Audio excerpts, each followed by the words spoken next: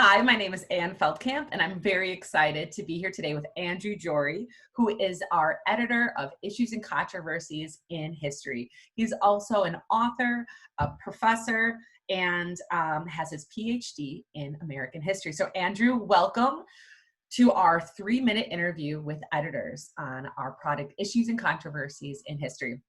We have 3 quick questions for you, Andrew, and I know it's hard to sum up 5,000 plus years of history in 3 minutes, but I appreciate you doing it with us today. So Andrew, knowing the expansive knowledge you do about this amazing resource, what do you feel is the most important thing for our teachers or curriculum developers to know about issues and controversies in history? This resource includes hundreds of pro-con articles on both US and world history dating back 5,000 years. And it presents history as great debates, whether it's something from the Civil War or World War II or ancient Egypt. It gives total background of each issue and then presents the various sides. So a student can understand what were the debates, what were the conflicts, what were the controversies at a given moment in history. Very exciting. And I think we hear about debates and we think about something that's very current, but this is going back to even ancient Egyptians. So that's really exciting to think of those different sides of things that we maybe thought were set in history. What is something you hope every teacher, every curriculum developer will know this resource provides them?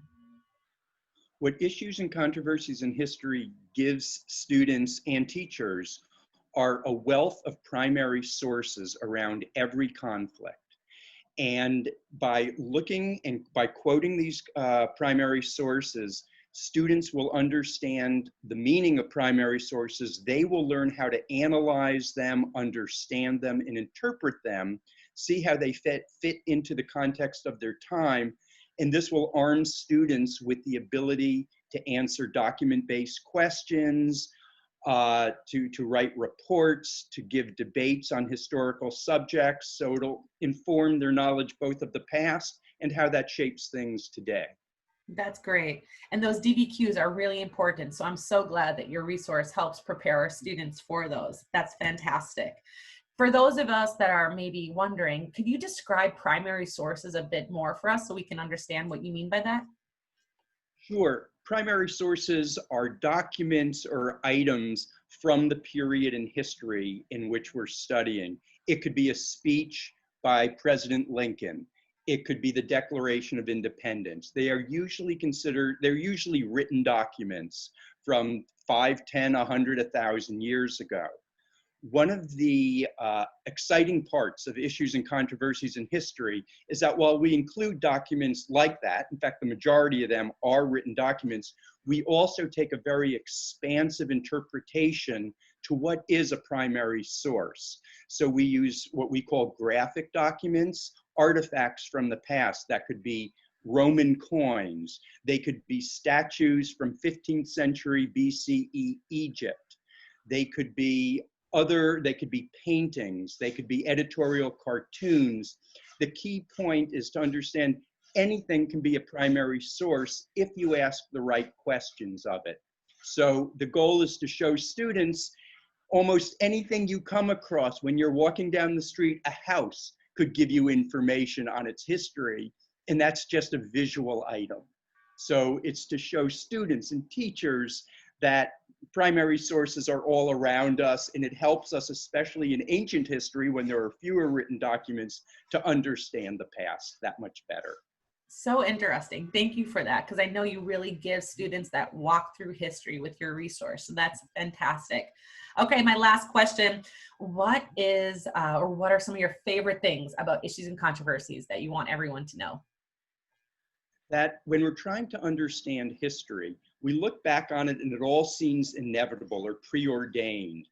But what Issues and Controversies in History does, it shows students things could have turned out differently. They didn't have to be the way it was.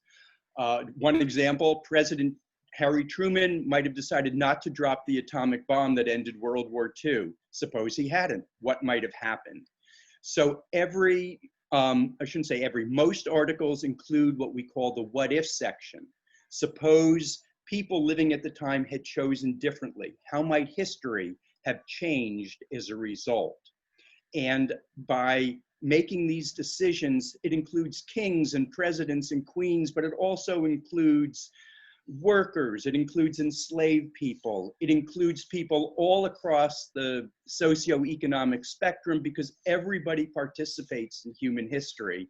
And we try to show as broad a range of all types of people, regions, classes, everything over 5,000 years of history. Amazing. Well, you've done a fantastic job. I know every time I talk to you, I want to go dive in and do more searching because there's so much great content that you put on there. Thank you so much for your time, Andrew. And I look forward to having everyone that views this log into the new version of Issues and Controversies in History. Thank you so much.